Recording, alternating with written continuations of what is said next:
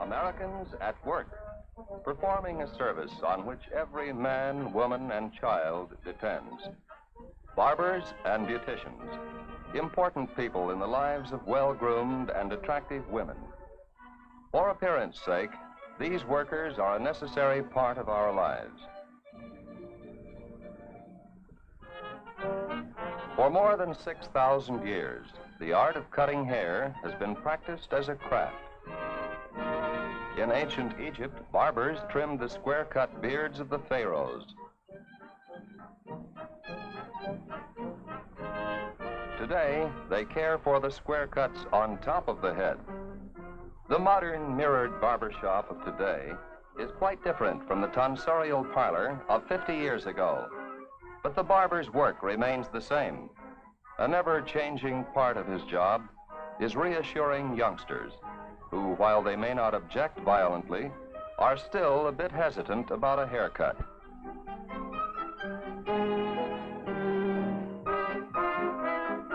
Under the striped barber cloth, any customer becomes wrapped in some of the tradition that has surrounded barbers and their shops since the time of Plato, in the days of ancient Greece.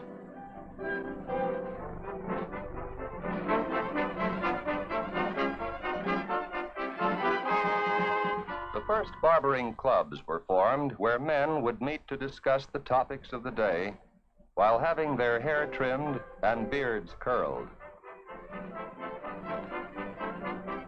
Today's barber is still an advisor or patient listener to affairs in the lives of his customers.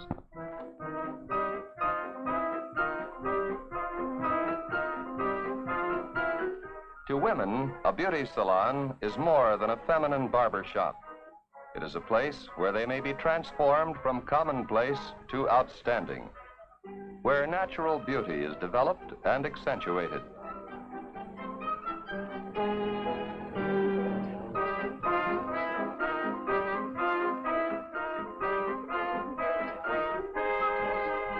Often, a woman's attractiveness begins in the hands of a hairstylist, an artist who can instantly create an individualistic coiffure and communicate the exact details to an assistant.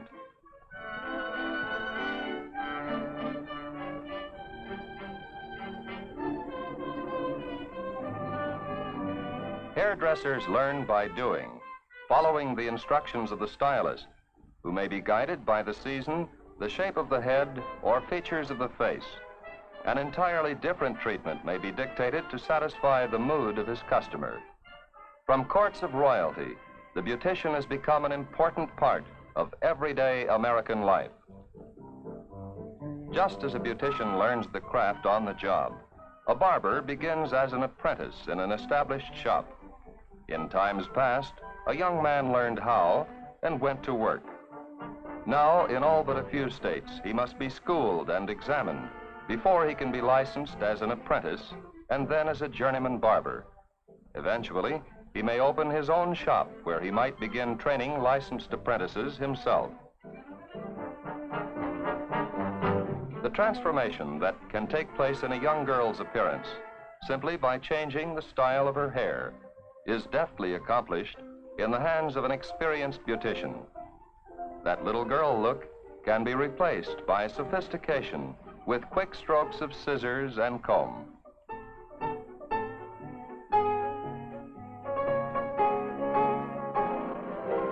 Mother and daughter visits to the beauty shop are becoming as regular as the traditional partnership of father and son at the barber shop. This is an exclusive men's world where women do not go. even though the first women's haircuts were performed there before beauty shops were opened.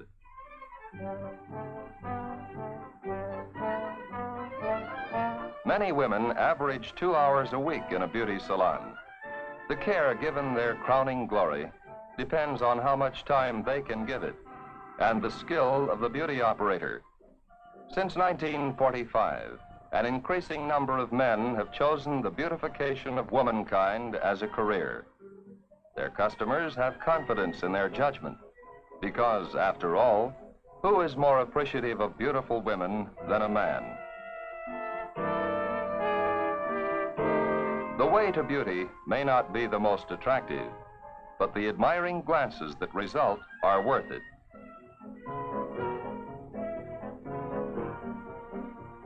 The Union Shop sign is a symbol of good barbering today, just as many shelves of personalized shaving mugs indicated it in the gay 90s.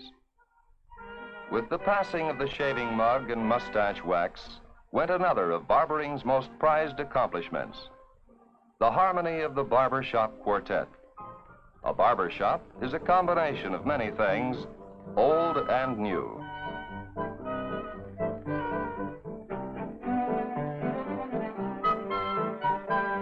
At one time, a man visited a barbershop as much to relax as to have his hair attended. Now, modern women go to the beauty shop with the same objective.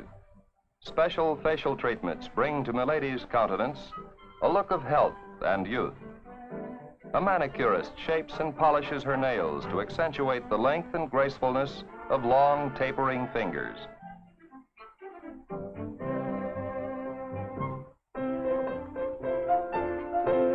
Knowledge of skin care and facial structure is something a beautician learns as an apprentice.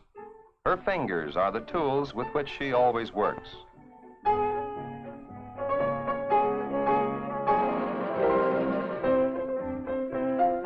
The direction in which they move, the rhythm of the massage, perform another kind of beauty magic.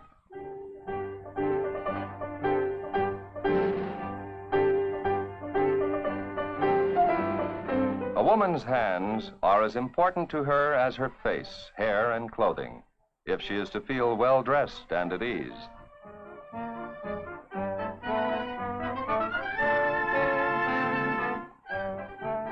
Men are no more without vanity than women.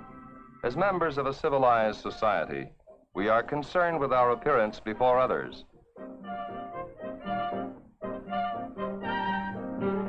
In earliest civilizations, the barber has been an integral part. While we are not too sensitive to changing fashion and style, it was not always so. Men once wore wigs and elaborate haircuts that required more hours to prepare than many women spend before their mirrors today. The convenient shortcuts men now wear require less time, but father and barber begin early to train a youngster's hair to the shape it will take as he grows.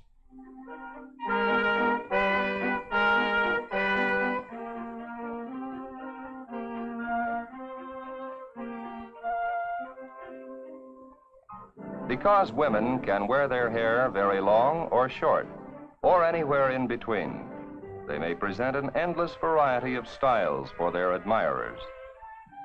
Of course, once long hair has been cut short, only time can change it back. But in the meantime, a clever stylist can change its shape to emphasize features, to change the entire appearance of a customer. Cutting hair to fit a specific personality is what makes the difference between a hair cutter and an artist.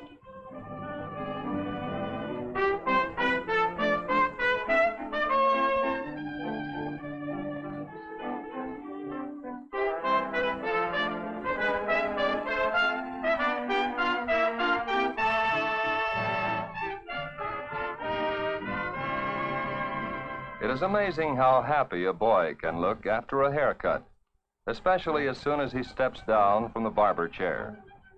To most of us, when we are young, haircuts seem pretty useless, since the hair will always just grow back again, for some of us anyway. But when you're on your way to meet your best girl, it's worth all the trouble.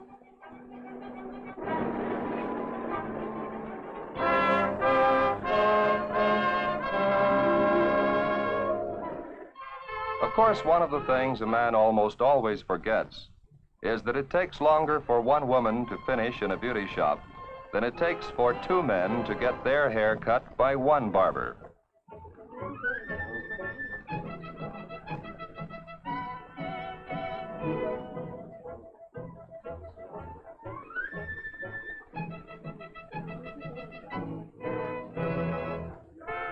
Waiting for a woman to leave a beauty salon has probably contributed as much humor and frustration to civilization as any other single human endeavor. But there really is a reason for the waiting. Every part of beauty care must be performed slowly and with attention to detail. It is really to the beautician's credit that it takes as little time as it does to cut, wash, set, dry, and comb a woman's hair. The curls, swirls, and waves that constitute a hairdo require skill in the hands of the hairdresser and patience on the part of the customer.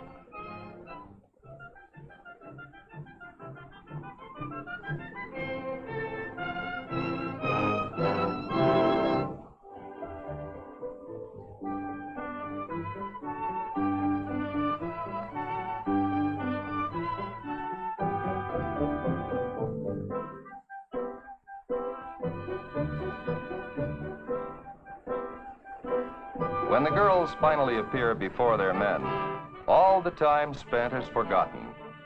If attractive people are the leaders of society, then barbers and beauticians are the molders of leaders.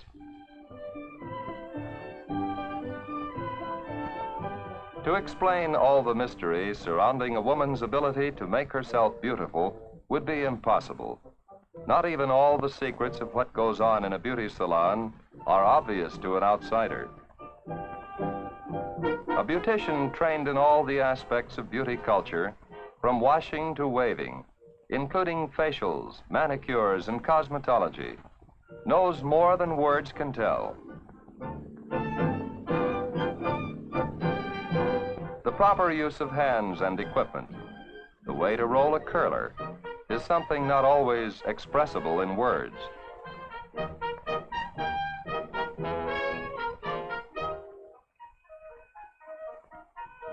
It is enough that we are able to enjoy the work of the beauty salons wherever we turn.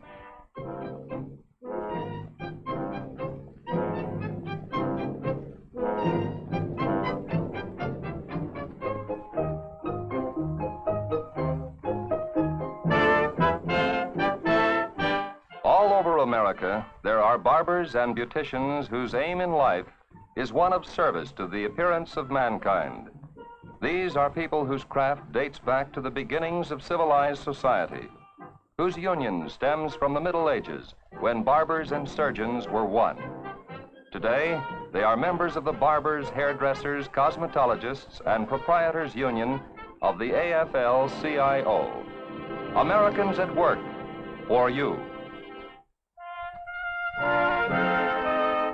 Americans at Work, presented as a public service by the AFL-CIO. Next week, another interesting story of Americans at work. Americans whose skill and effort help keep our country great and strong.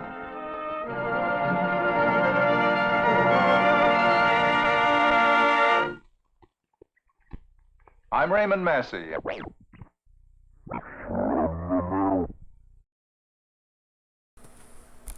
Hey everybody, I'm Skip Alzheimer, AV Geeks, and yeah, so we just watched a film called Americans at Work, Barbers. Let me rewind this.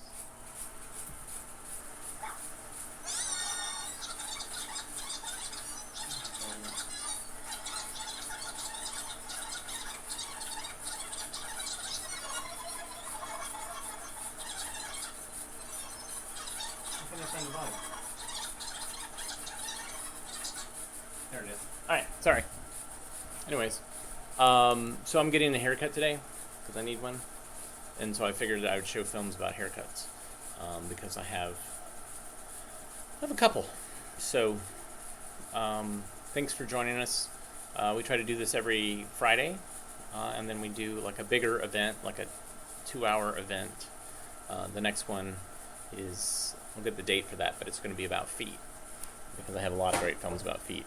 So this film was made by the AFL-CIO. Norwood Studios did it. Norwood Studios, they were a industrial educational filmmaker who made a lot of stuff for the government, and then also for lobbying groups like the AFL-CIO. And so they have a whole series of different films for different vocations, and this could be just a general information film that they would send out to the public. This one actually had, I kind of stopped it, but it had a PSA about health quackery, warning about health fraud devices. So this was obviously shown on television, probably in the wee morning. But this could also be shown for people that are considering different types of vocations, or as an argument for unionizing a given field in an area that they don't have unions. So it's great. It's wonderfully sexist, as my assistant Sarah mentioned. Some of the narration about, what was it that stuck with you? It was the unspoken words of the hairstylist or something like that. Some weird esoteric thing. Yeah. And you said maybe if a woman narrated, it would be, you'd have a vocabulary around it or something. Yes.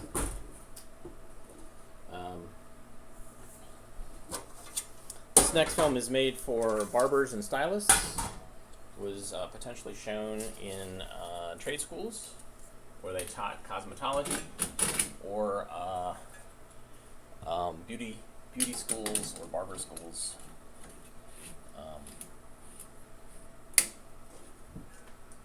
This was an eBay find.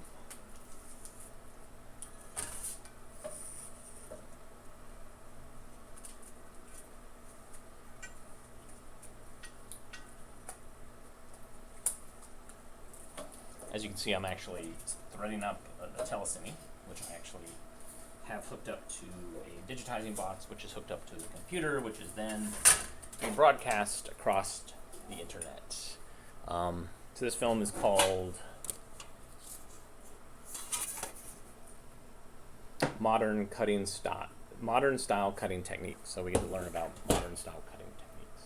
So enjoy this.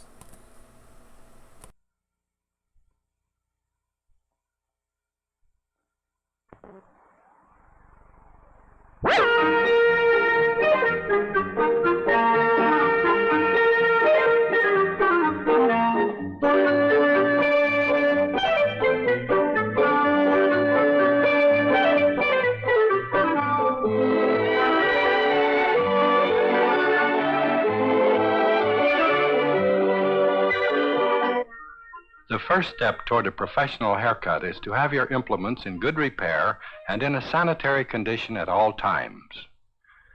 The yo-yet clamp can be used very successfully for parting, blocking, and holding the hair. For wet hair shaping, the razor with a guard is preferred. The following hand positions will help you develop skill and accuracy. The exposed blade should be directed away from you during tapering so that the hair strand goes over the cutting blade before coming in contact with the guard. The various hand positions determine the amount of taper you may achieve for different styling effects.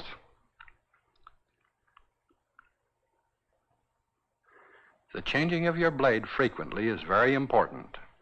This can be done rapidly and makes the hair shaping much easier. Your scissor has one movable blade which is on the thumb side. The hand should be stationary at all times with only the thumb moving. You will note on the thinning shear there is one serrated blade and one movable blade. Here again, the holding of the instrument is very important. We control it while combing the hair at the same time.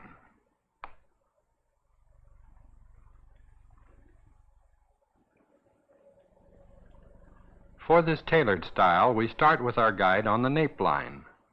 We work from the center toward the right, cleaning up the neckline as we go. Now this is very important. Keep the shear flat to the neck so that you don't injure your patron. Graduate your comb upward. Your comb is your guide. Work always with your shear over your comb, repeatedly checking your guideline. You will note how the hair is contoured upward, bringing the hair back to the base of the comb. Bring the guide up to the beginning of the earlobe for this tailored neckline. If you desire a little longer neckline, depending on the patron's neck proportion, we can use a little additional length. Now use an effilating movement around the ear. This will give you softness for the forward movement which is going to be used with this tailored style. Comb the hair downward and check it. After you have given the proper taper, constantly work your guidelines to achieve smoothness and perfection in the gradation. Work from the center to the left. Here again, we go up approximately to the earlobe. We must not get too high behind the ear. Keep it approximately to the earlobe. Some necklines require slightly higher movements, such as does our model today with her shorter neck. Many times we will leave it lower, depending on the style or length of the neckline. Graduate the hair up again, bringing it back into the base of the comb.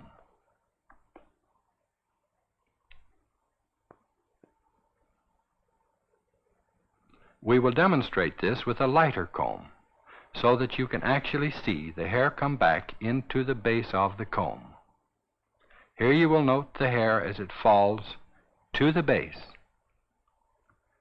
Now this is very important to ensure that you have proper blending on the neckline without any coarse abruptness to the hair. Feather the hair at the nape so that you eliminate a heavy line. Now, graduating upward, hold the hair out erect from the scalp. Hold the hair high, bringing the hair to the base of the comb and cutting with a blunt movement.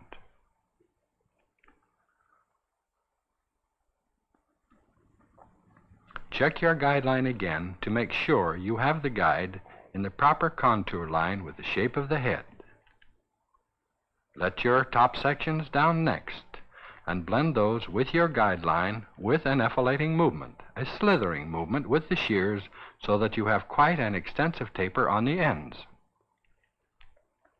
Here again, you can hold the hair erect and cut against the base of the comb.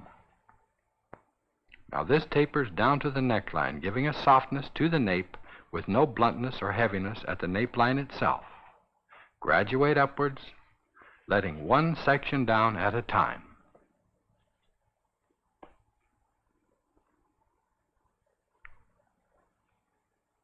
Now with tapering, graduating, and fitting the hair down close to the neckline. On the sides, we use a diagonal parting, holding the hair taut, combing it forward, and using a slight slithering movement to remove the desired amount of hair. When the hair is quite curly, it is helpful to dampen the hair to remove some of the curl. This will straighten the hair so that we can check the length of the hair properly and give us a better view of our actual haircutting results.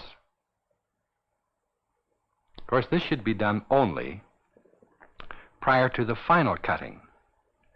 A little bit of cutting can be done with your shear after the hair has been dampened, but generally speaking, we prefer to do our wet hair cutting with a razor rather than with a scissor. However, we can remove some irregularities which we may have missed with our razor by the use of the shear. Now, with the bang arrangement, comb the hair down, here again using quite an extensive slithering movement, so the hair will be soft and casual over the forehead without too much heaviness. Comb the hair into position each time to make sure your length is proper.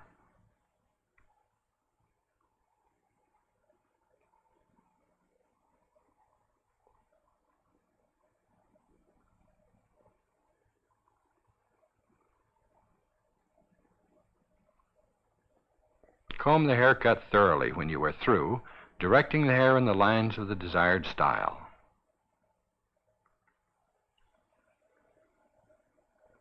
The hair should be groomed thoroughly before the patron leaves if she does not desire a shampoo and wave.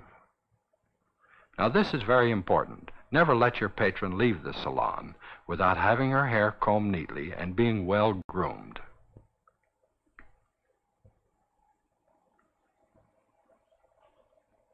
If our patron were not to have a shampoo and set and comb out, we would dress her hair similar to this.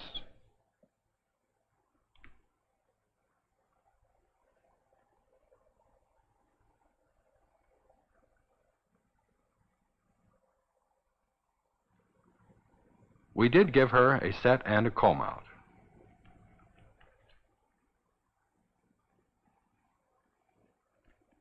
Now it was quick and easy from the tailored style cut.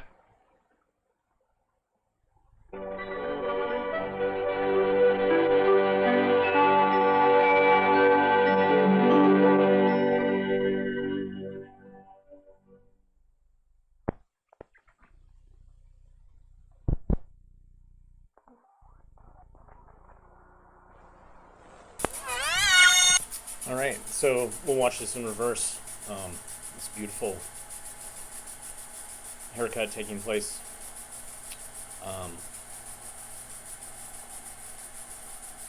It's funny, so there's a barber that I like using at a local place, a local chain called Arrow in Raleigh, and I was talking to my barber at the time, Steve, and he was asking me what I did, and I talked about like collecting old films, and he's like, "Oh man, there's this film that I saw when I was a kid. It really scared the hell out of me. It's called Dead is Dead." And I was like, "Oh yeah, I've got Dead is Dead." So I gave him a copy of it I had on DVD that I'd made from a film print that I had, and he gave me a free haircut. But yes, he watched it and was reminded how traumatized he was about it. So yeah, films reach all sorts of people and things, and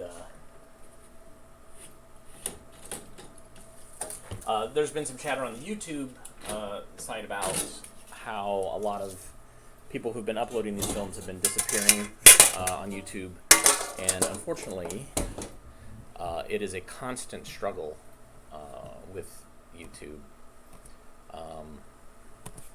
mostly because there's all these content ID robots who go out and they look for content for their approved folks, people who pay or who have some sort of deal with the devil with YouTube.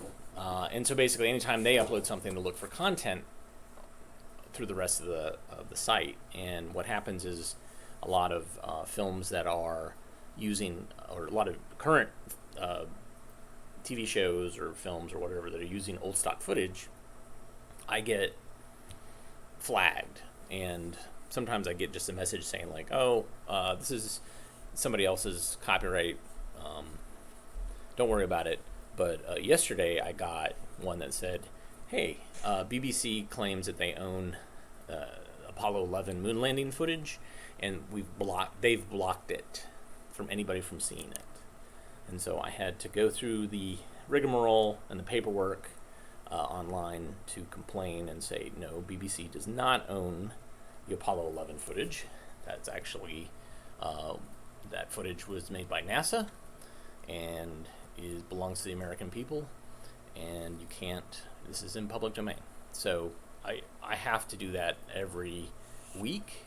I could potentially do it every day, because I also get a lot of claims for background music or production music, which those are kind of legit, I think. I don't know. I think somebody made some nefarious deals to license or to own all the background music from the 50s, 60s, and 70s, and all these productions use it. Like, you'll hear similar background music in similar films. And so somebody's making money off advertising from that. Very lucrative. Somebody was very smart. Damn them.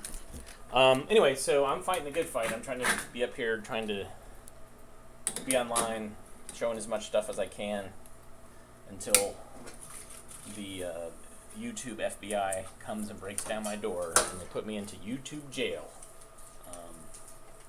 Because that's what it's all about. It's getting this material and making it available to the public. So, this next film will probably also bring some sort of, people on YouTube might not see this, or this might be taken down. So download it as soon as you can. This is our favorite animated bear, British animated bear, giving a haircut. It's called Too Much Off the Top. Enjoy.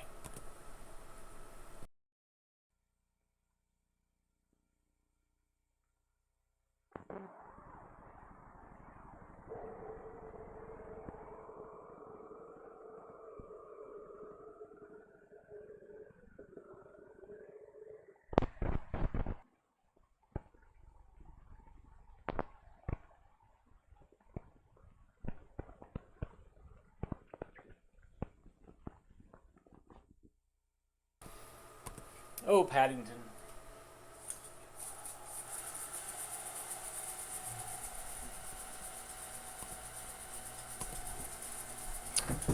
All right, got one more film. And I know some of you have been asking me if I have any footage of the Revolutionary War airports, and I'm sorry, I do not, so stop asking. They didn't have motion picture film back there, so, you know, stop asking. Let's see. So one more film.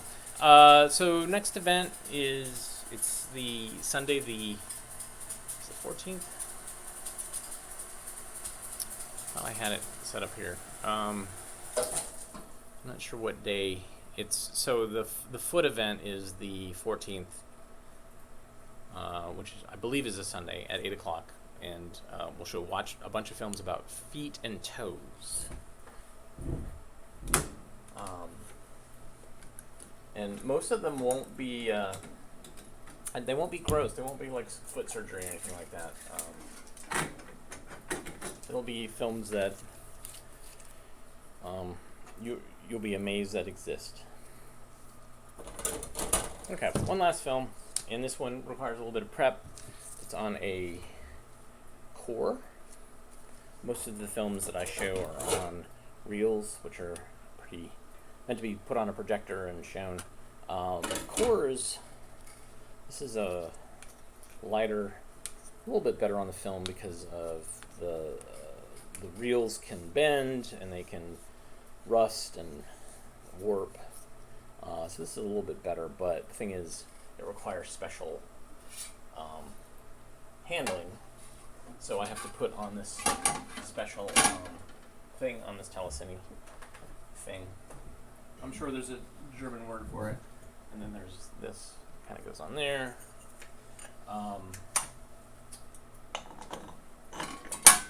And what you would use if you were going to show this on a projector is I'd put it on the split reel. We don't put a split reel on this telecine because it acts weird with the tension. But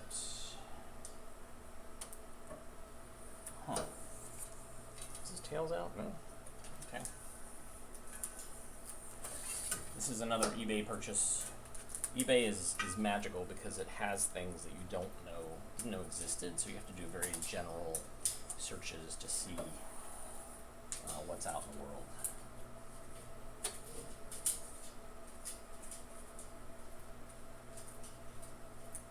This is probably an ad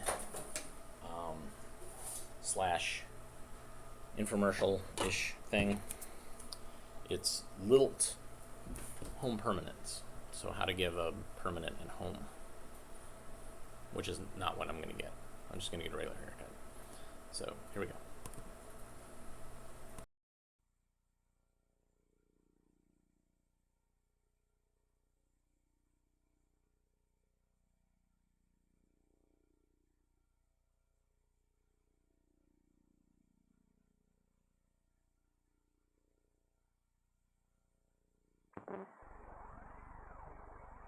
Hi, I'm Loretta Downs, and today we have a treat in store for you. A lesson in hairstyling by that famous New York hairstylist, Julius Caruso. You know, when you go to Julius's salon to have your hair done, you don't know who's going to be under the next dryer. It might be a Hollywood celebrity, a Broadway star, a socialite, or maybe even a duchess or two. But even if you never get to his salon, you can still have the benefit of his famous advice. Because Julius is the hairstyling consultant for one of the largest manufacturers of home permanents, Lilt. The little instruction booklet, you know, that comes along with every push-button home permanent waving kit, that's Julius's work. It's right from his collection. And now let's meet him, Julius Caruso. Hello, Loretta. Hi, it's a pleasure to have you with us. Thank you. It's nice being here. Well, what are you going to talk to us about today? Well, we're going to go into 3 areas today. One is the roller arrangement, the brush out, and the permanent underneath. I see. Well, I also see that you have our gal here set up with rollers. Is that where we start? Yes. You'll notice here I'm using 3 size rollers. The first size roller is what I call a medium size roller, which I use along the hairline. Then I increase the diameter of the roller as I go into the head. Third size roller I call a stovepipe. It's enormous in size, the largest you can possibly get. I use at the crown of the head. Then I use pin curls around the cheeks and around the base of the neck. And with this, you get a nice lifting, blousy line that hugs the face, hugs the neck. Uh-huh. Well, what about the placement of rollers? Well, that's very easily done by going to any newsstand, and there are many magazines that show you roller arrangements and how to brush out hair. And I also have a booklet that I just put out that's in every package of a new home permanent. Mm-hmm. But I think most important of all is how you pick up the hair to put a roller in a head. I can show you very easily on your head if you don't mind. All righty. Instead of just taking the hair and straight parting it and putting the hair on a roller like so, I zigzag the hair out. This is what I mean by zigzagging. See, I make a jagged line, and then I put the hair on the roller. And when you comb this out, you don't see all the little separations between the hair. Well, what about brush-out techniques? Well, brushing out is a very, very important factor in hairstyling. After you go through the great effort of placing curls in properly and rollers, then you must vigorously brush through a head of hair so that the hair doesn't show any sort of separations. And vigorously doesn't hurt the hair at all? No, as a matter of fact, it just makes the hair flow into one another. Oh. Well, I've heard you talk about back combing and back brushing. Would you tell us about them and what's the difference? Yes, back brushing is to get certain effects. This is what I call back brushing. Then I very gently take the brush over the top surface, and it doesn't allow the hair to stand up quite as high as it does with back combing. Back combing makes you create higher fashion coiffures that will practically, you can do most anything with it. Uh-huh.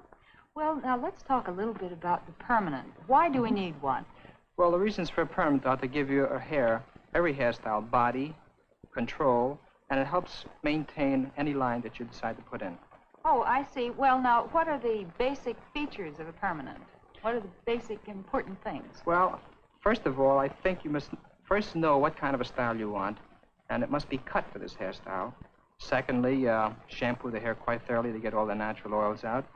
And third, I think a wonderful hint is for people that take a little bit longer to wrap a permanent wave at home, to pat the ends with a little olive oil or castor oil, any kind of kitchen oil, to keep the ends from getting too curly. It sounds like we're about ready for our permanent. Tell me, is there any difference between a home permanent and a salon permanent? Actually, no. It's the hands that do it. Speaking of hands, now, are there any special little hints you can give us about winding the curls? Yes, there's one very good hint. When you pick up the hair and after it's been saturated, don't pinch the hair together. Just keep it spread as the comb spreads it out, and very gently, without tugging, place that curl down. Well, doesn't that make the curl looser? No, the timing is what determines whether it's going to be a tight or a loose curl. Oh, well, what do you mean by a body curl? Well, I made a test curl here. I'd like to show you. Did this a few minutes ago. And when you open up a curl and you kick it back, if it's 3/4 of an inch in a break, it's a loose curl. If it's a 1/2 inch, that's a body curl. And if it's a 1/4 of an inch break, that's a tight curl. One last question. How permanent is a permanent? Well, a permanent is a permanent as long as it's on your head. When you cut it off and it lands on the floor, it's no longer a permanent. I see. Well, thank you so much, Julius, for taking some of the mystery out of hairstyling. This has been Julius Caruso, stylist for the Broadway and Hollywood stars and high society, and special consultant for Lilt Home Permanence.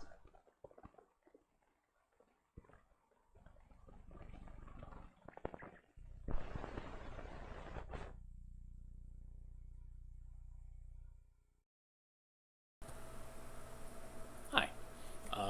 Yeah, so there you go. It's how you give yourself a Lilt Home Permanent. Somebody pointed out on one of the comments how stinky Lilt was. I mean, it was basically melting your hair in a certain shape. I think I have a commercial for like Dippity Doo, which also kind of does weird. It's like a weird fixative thing, and I think I also have a hair relaxing, African American hair relaxing, like commercial somewhere. It's buried in a giant reel of commercials, so I wouldn't be able to pull it out at this point. But thanks everybody for tuning in. If you like what you saw, please visit us at avgeeks.com. Patreon's a place to donate. I've also added some other ways you can donate via PayPal or Venmo or Cash App. If you're interested in that, let me know and I can put that in the comments. Your donations help us purchase more films online and buy things like white tape, which is invaluable, white artist tape, which we use for labeling, for taping things down. It's a wonderful, it's like the duct tape in the world, but this is white artist tape. It's really quite something. I hope everybody who celebrates the 4th had a good 4th. I could have just as easily done a patriotic show, but I don't know, we've done those. And what's interesting is one of the films that I put out in the world almost a decade ago, 200, has been getting a lot of sharing on social media, and I feel good because it's my copy. So Vincent Collins' 200, look for it. It's a crazy psychedelic bicentennial film that is really quite over the top. You can see it on this YouTube channel or look it up on Internet Archive. Anyways, thanks guys, have a good weekend, and we'll see you soon.